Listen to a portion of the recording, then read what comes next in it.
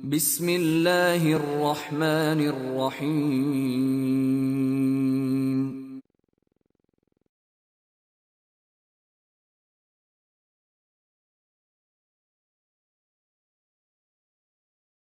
Assalamualaikum warahmatullahi wabarakatuh. Bismillahirrahmanirrahim.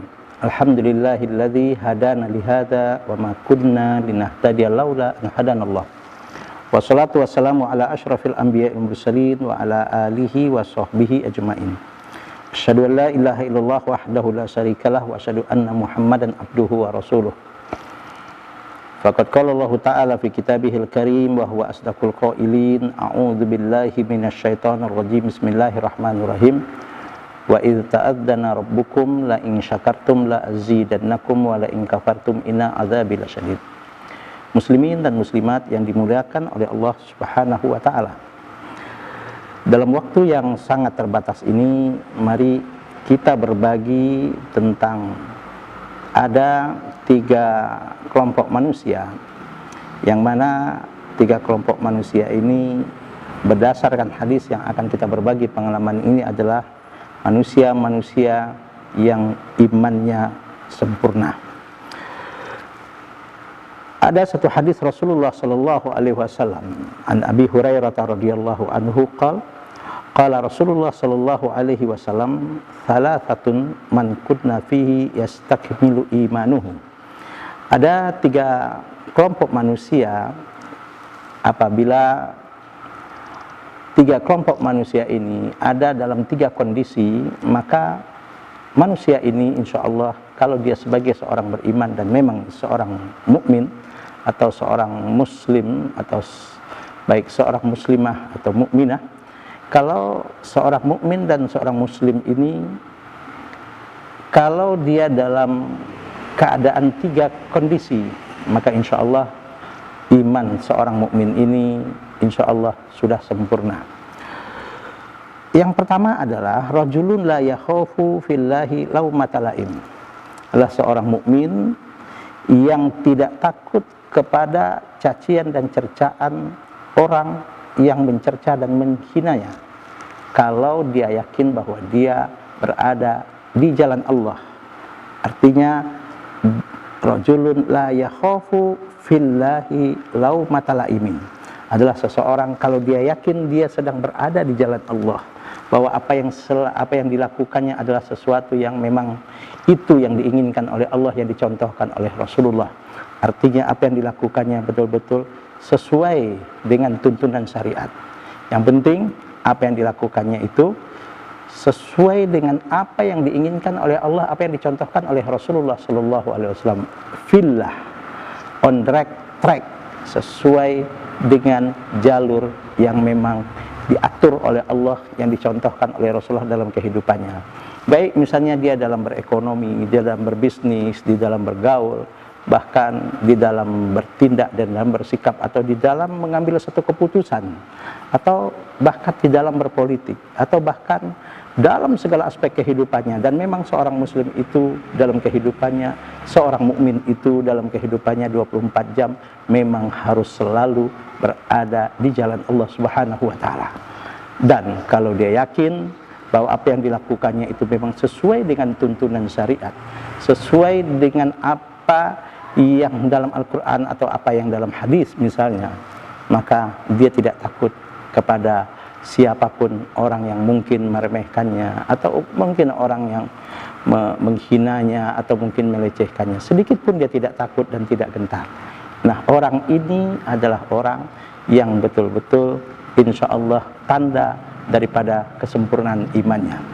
Seorang pedagang misalnya, kalau memang dia berdagang, dalam berbisnis, dalam berusaha, dia sudah berusaha semaksimal mungkin, seoptimal mungkin misalnya, untuk berdagang dengan cara yang sesuai dengan aturan syariat. Walaupun orang katakan misalnya, oh kalau berdagang seperti itu misalnya sudah bukan zamannya zaman sekarang, tapi tetap dia bertahan dan dia selalu berada di jalan yang benar itu kalau memang dia yakin bahwa apapun yang dilakukannya itu tidak keluar dari tuntunan syariat. Itu yang pertama. Yang kedua adalah Orang-orang yang wala yura'i bi syai'in min amalihi adalah orang-orang, seorang mukmin atau seorang mukminah ketika dia melakukan satu amal perbuatan, ketika dia melakukan satu kebaikan, niatnya hanya semata untuk mencari ridho Allah Subhanahu wa taala. Niatnya hanya semata adalah tidak ingin dipuji orang, atau bukan supaya dikatakan sebagai orang yang artinya ingin dipuji, ingin mendapat apresiasi, ingin mendapat sanjungan, tidak sama sekali. Apapun yang dilakukannya semata hanya karena Allah, tidak ada unsur riya sedikit pun. Apa cirinya orang yang misalnya melakukan sesuatu karena unsur riya, karena ingin dipuji oleh manusia, atau karena ingin mendapatkan apresiasi? Sebetulnya mudah sekali. Kalau dia dalam melakukan satu kebaikan, maka dia tidak mendapatkan sambutan yang hangat dari orang lain, atau dia sama sekali tidak mendapatkan apresiasi dari orang lain, atau dia tidak mendapatkan pujian sedikit pun dari orang lain, walaupun dia sudah berusaha semaksimal mungkin untuk melakukan satu kebaikan itu. Atau boleh jadi kebaikan yang dilakukannya pun sudah banyak orang yang merasakannya, sudah banyak orang yang mendapatkan manfaat dan kebaikan dari apa yang dilakukannya, tapi dia tidak mendapatkan sedikit pun pujian dari orang lain. Bahkan boleh jadi mungkin dia mendapatkan celaan, mendapatkan cemooh dan sebagainya. Walaupun dia mendapatkan celaan, cemoohan dari orang dalam dia melakukan satu kebaikan, hal yang baik dan bermanfaat, walaupun dia tidak mendapatkan pujian, kalau kata orang Jawa, dia tidak mutung, dia tidak ngambek, dia tetap meneruskan perbuatannya itu. Karena apa? Karena memang ketika dia melakukan kebaikan tersebut, niatnya hanya semata adalah karena Allah, dan bukan untuk riya, dan bukan untuk dipuji orang. Jadi sedikit pun dia tidak, jangankan berhenti, niat sedikit pun untuk berhenti dalam melakukan kebaikan itu tidak ada. Makanya itu, orang yang seperti ini adalah orang yang insya Allah tanda kesempurnaan imannya. Yang ketiga, orang yang imannya sempurna itu diantaranya cirinya adalah wa idza uridu alaihi amrani, apabila diberikan kepadanya, ditunjukkan kepadanya, atau apabila diserahkan kepadanya sesuatu dua hal, yang mana dua hal ini ahaduhuma lid dunya wal akhar lil akhirah. Dia harus memilih antara yang satu dari dua pilihan tersebut. Yang pertama adalah sesuatu lid dunya, karena motivasi dunia, atau karena untuk keuntungan dunia atau sebagainya. Dan kedua adalah wal akhiril akhirah, kedua adalah untuk keuntungan akhirat dan untuk kehidupan dia di akhirat nanti setelah dia meninggal di dunia ini. Walaupun mungkin hal yang bersifat untuk keuntungan dunia, banyak keuntungan secara materi yang dia dapatkan, bahkan mungkin tidak sedikit, bahkan mungkin itu kesempatan yang sangat berharga yang dia untuk mendapatkan dunia itu, atau boleh jadi kesempatan itu tidak kembali lagi, atau sulit untuk kembali lagi, atau dia mendapatkan kesempatan tersebut. Tapi pilihan yang lain, ada sesuatu yang memang untuk kehidupan akhirat.